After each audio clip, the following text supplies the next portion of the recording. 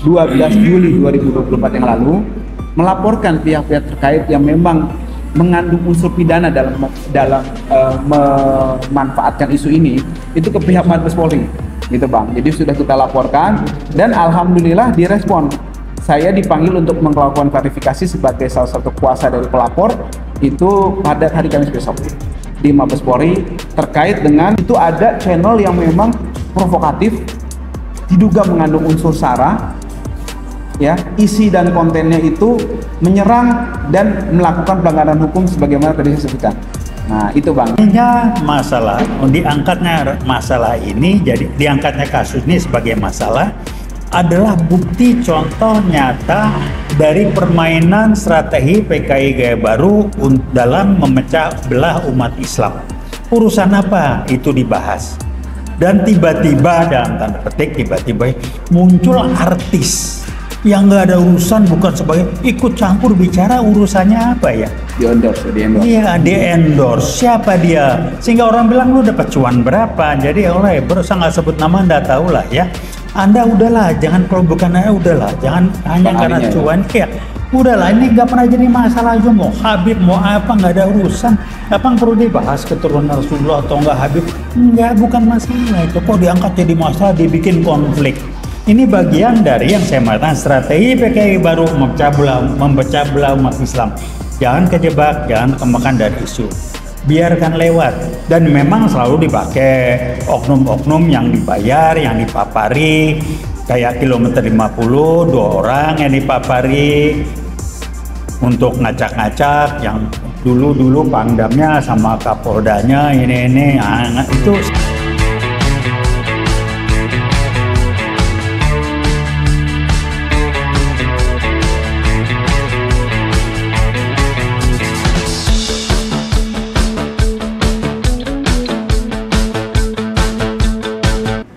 Assalamualaikum warahmatullahi wabarakatuh. Rekan-rekan, kita bicara lagi dengan rekan saya Yanuar Aziz. Kita akan ngobrol tentang perkembangan situasi tentunya lewat medsos yang akan kita bahas mengenai ramainya medsos sebagai indikasi bagian bukti nyata dari upaya PKI Gaya Baru dalam merusak umat Islam. Nah, ini aja yang kita angkat. Apa buktinya? Umat Islam acak-acak dengan ngangkat tema soal Habib, soalnya urusannya apa? Sebelum rejim ini diributnya mau Habib mau enggak, turunan Rasulullah, enggak ada urusan.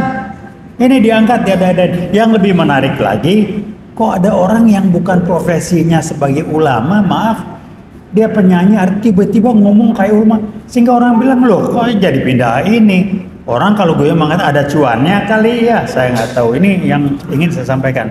Tolong komentar Anda kira-kira seperti apa? Kita berkomentar lah ya. Ya, bismillahirrahmanirrahim. Terima kasih kepada Bang Taufik, senior saya, dan juga teman-teman pemirsa sekalian dari WeWatch atas kesempatan dan waktu yang diberikan. Soal perihal mengenai ribut-ribut nasab ini memang kalau menurut saya kita harus melihat dari perspektif lain. Perspektif hukum akan saya bahas nanti di bab kedua setelah ini, Bang. Nah, yang pertama yang kita akan bahas adalah ini ada apa di balik isu ini. Nah, kalau saya dugaan kita adalah yang pertama memang ini bagian dari grand design untuk memainkan isu konflik, Bang. Gitu. Jadi memang negara ini, masyarakat ini harus diadu domba terus supaya tidak ada kemajuan yang timbul di dalam masyarakat itu sendiri. Gitu.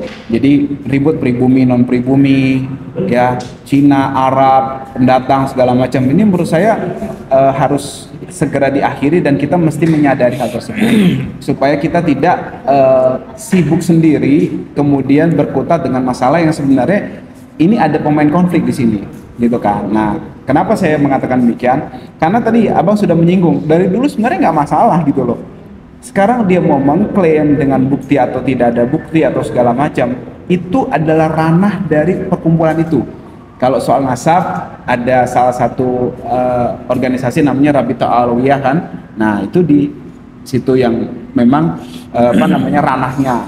Kemudian ranahnya keturunan misalnya Wali Songo. Nah, mungkin ada juga perkumpulan yang menurut saya diselesaikan di situ. Jangan gembar-gemborkan atau bahkan digunakan untuk menghancurkan kredibilitas orang.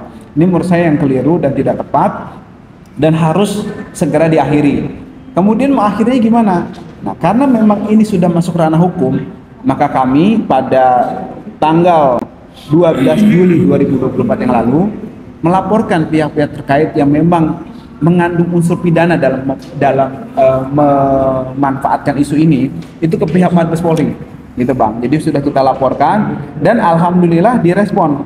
Saya dipanggil untuk melakukan klarifikasi sebagai salah satu kuasa dari pelapor itu pada hari Kamis besok di Mabes Polri terkait dengan dugaan ya tindak pidana sebagaimana diatur dalam pasal 45A Junto pasal 28 Undang-Undang 19 tahun 2016 tentang perubahan kedua atas Undang-Undang nomor 11 tahun 2008 tentang informasi transaksi dan elektronik.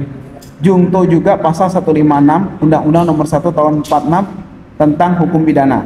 Nah, di situ ada channel yang memang provokatif, diduga mengandung unsur sara, ya, isi dan kontennya itu menyerang dan melakukan pelanggaran hukum sebagaimana tadi saya sebutkan. Nah itu Bang, jadi memang kita secara geopolitik tadi sudah saya sampaikan, ini ada apa, jangan sampai kita terjebak. Yang kedua secara hukum tadi sudah saya sampaikan. Singkatnya demikian Bang Taufik. Oh, baik, terima kasih. Ini apa ya, pencerahan dari aspek legal hukumnya, dan saya ingin mengingatkan kembali ramenya masalah, diangkatnya masalah ini, jadi diangkatnya kasus ini sebagai masalah adalah bukti contoh nyata dari permainan strategi PKI Gaya Baru dalam memecah belah umat Islam. Urusan apa itu dibahas, dan tiba-tiba dalam tanda petik tiba-tiba muncul artis yang nggak ada urusan, bukan sebagai ikut campur bicara, urusannya apa ya? Di endorse. Iya, di endorse. Siapa dia? Sehingga orang bilang lu dapat cuan berapa. Jadi oleh berusaha nggak sebut nama, Anda tahu lah ya. Anda udahlah, jangan, kalau bukan udahlah, jangan hanya karena cuan ya. Udahlah, ini nggak pernah jadi masalah aja. Mau Habib mau apa, nggak ada urusan. Apa perlu dibahas keturunan Rasulullah atau enggak Habib? Enggak, bukan masalah itu. Kok diangkat jadi masalah, dibikin konflik. Ini bagian dari yang saya mengatakan strategi PKI Baru memecah belah umat Islam. Jangan kejebak, jangan kemakan dari isu. Biarkan lewat. Dan memang selalu dipakai oknum-oknum yang dibayar, yang dipapari. Kayak kilometer 50, 2 orang yang dipapari untuk ngacak-ngacak, yang dulu pangdamnya sama kapoldanya ini itu sekarang pun dipakai. Anda lihat setiap ada kekacauan mesti ada orang nyusup yang dipapari. Dia yang dibayar barangkali, saya nggak tahu, saya nggak lihat dia terima uang, tapi jelas ya nggak ada urusan, nggak hujan nggak angin, tiba-tiba membuat seakan-akan kejadian peristiwa itu wah serius, perlu dibahas, kayak ini udahlah. Jadi Anda yang memang bukan bidang Anda, saya sebut namanya, udah berhentilah ya. Anda jangan pikir UI Watch ini goblok-goblok seperti Anda bisa goblokin sebagian kecil masyarakat, karena Anda pikir otaknya seperti otak Anda bisa goblok-goblokin orang lain. Jadi berhentilah ya. Kembali ke profesi Anda, ini bukan urusan Anda. Anda bukan ahlinya di situ. Jangan sok jadi kayak ulama, udahlah. Saya sendiri bukan ahlinya kok. Nggak usah lah ya. Anda nggak suka, kita ngomong terbuka di channel UI Watch, kita bahas. Begitu komentar saya. Terima kasih Anda lebih tahu itu. Siap. Menarik.